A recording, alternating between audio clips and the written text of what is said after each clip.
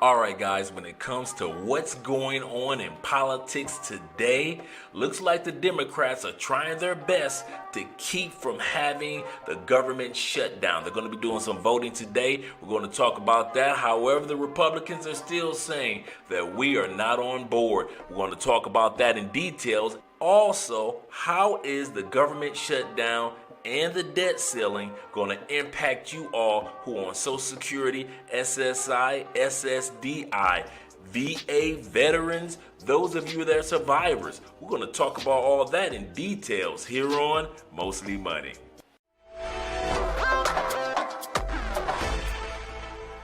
So you can get the latest and greatest information coming from Mostly Money, because we're going to always be here for you and your loved ones. Let's get started.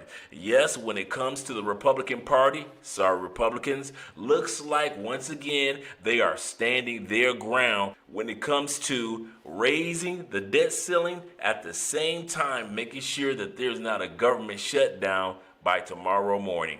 800,000 federal workers and more than 1 million contractors are waiting to see if they'll be furloughed if Congress can't reach a deal to fund the government past Thursday night.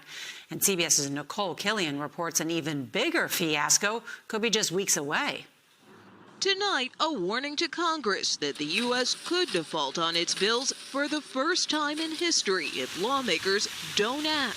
It would be disastrous for the American economy, for global financial markets, and for millions of families. The government could run out of money by October 18th if Congress doesn't raise the debt limit, the amount the government can borrow to pay its bills, with dire consequences ranging from spiking unemployment to missed Social Security checks and troop payments. I object. Senators deadlocked again as Republicans objected to Democrats' latest fix. Do Republicans take any responsibility if the U.S. defaults? Did you ask the majority leader that question?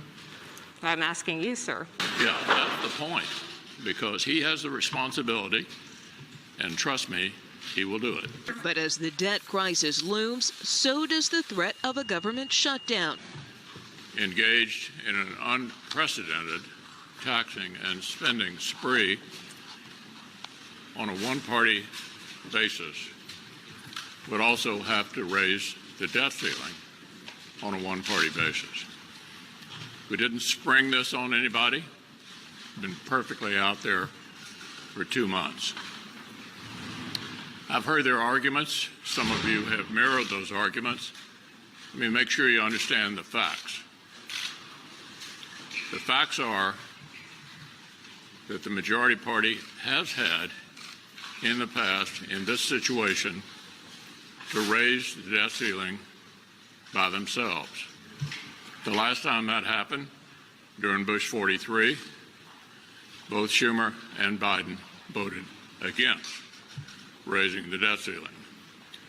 So there is no tradition of doing this on a bipartisan basis. Sometimes we have, and sometimes we haven't. Next point. This debt ceiling is not about the past, it's about the future. The debt ceiling that was raised before on a bipartisan basis, according to CBO, covers the debt through August. So the debt ceiling they're going to have to raise on their own is about the future and not the past. As you can tell from the interview, Mitch McConnell and the Republican Party have been pushing the idea that they do not want to be a part of raising the debt ceiling. We're going to talk about what the debt ceiling is in details in a moment, so make sure that you stay around. However, when it comes to the Democrats, doesn't look like they're doing any better as well. Since the House has already passed the federal budget yesterday, it's amazing how the Democratic Party, due to Joe Manchin and Kyrsten Sinema, have yet to come together and go ahead and pass the bill. well, hopefully the bill gets passed later on today so the government does not shut down. However, we still have until October 18th to make sure that we get the federal debt ceiling raised, in which the Republicans have just said they will not have any part of it. So what impact will it have? Lawmakers have until end of day Thursday to approve legislation to fund the government. What direct impact will this have on Americans if the government shuts down? Yeah, that's right, Tanya. So what will happen is that all non-essential services done by the federal government will stop. And, what that means is that each federal agency will determine what it considers essential and what's not essential. For most people, the way you're going to feel it is like if you want to go to a national park, it's likely they're going to be shut down if there is a shutdown on Friday. If you need help from the government, if you need to call somebody at the government, like say the IRS, to ask a question, chances are you're not going to be able to get help. If you need to get a permit from the federal government, likewise, is probably not considered an essential function, and that also will be shut down. There also could be some implications for home buyers. In the 2013 shutdown, the IRS stopped verifying income and Social Security numbers, and that led to a delay of 1.2 million mortgages. Eventually they caught up and people got their mortgages completed. But, people are buying homes right now. We know the real estate market is very hot. So that could throw a wrench into some people's plans and delay closings of mortgages and other loans. So, Amy, as of April, 1 in 8 Americans are on food stamps. If the government shuts down, would that also delay the processing of food stamps?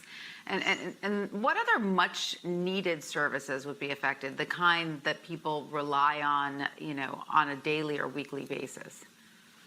Right. That's a really good question. So, interestingly, there are some programs that are mandatory. One of them is food stamps. And so the funding for the food stamp program will not be impacted. There is a little twist, though, in that the delivery of the food stamps could be impacted if the shutdown lasts more than 30 days. In the shutdown from 2018 to 2019, that was avoided by the Agriculture Department prepaying or paying the benefits early. So they avoided that delay of getting those benefits out. Again, that shutdown, though, in 2018, 2019 was a record long shutdown. It was 35 days. Most shutdowns don't run that long. So there's probably a low risk that that could happen to food stamp recipients. But it's also important to understand that there are many mandatory programs that will not be impacted. For instance, Social Security. Social Security checks will continue to go out. Medicare and Medicaid are also will be continued because those are mandatory programs. So many of the essential services that Americans rely on will go on without any issues. The problem could come though if people are applying for benefits, or if they're trying to get some information or help and some assistance with those programs, that could be impacted. So that's something to be aware of. So let's talk about how the federal shutdown is going to impact you, because there is a difference between the shutdown and the raising of the federal debt. If debt ceiling headlines give you a strong sense of deja vu, you're not crazy. Every few years since 2011, the U.S. government has come to the brink of defaulting on its obligations, which many experts argue could have dire consequences for the U.S. economy and financial markets. While the United States has yet to actually default, the brinkmanship can still cause market turmoil. To help make sense of the situation, let's look at what the debt ceiling is and how it could impact individual investors. From Social Security to the military to Medicaid, the U.S. government has a lot of expenses. Taxes help pay for much of these costs, but that revenue isn't enough, so the government issues debt. However, in 1939, Congress passed a law limiting how much debt the government can take on. That limit is known as the debt ceiling or debt limit. As government spending has increased, Congress has raised or suspended the debt ceiling 98 times to allow the government to keep borrowing. However, what was once a routine procedure has become more tense. In 2019, Congress suspended the debt ceiling, allowing debt to continue to grow until a certain date. That suspension ended in July 2021. So here we are again, needing Congress to raise or suspend the debt ceiling. Experts estimate that the Treasury could run out of money sometime in mid to late October if a deal isn't reached.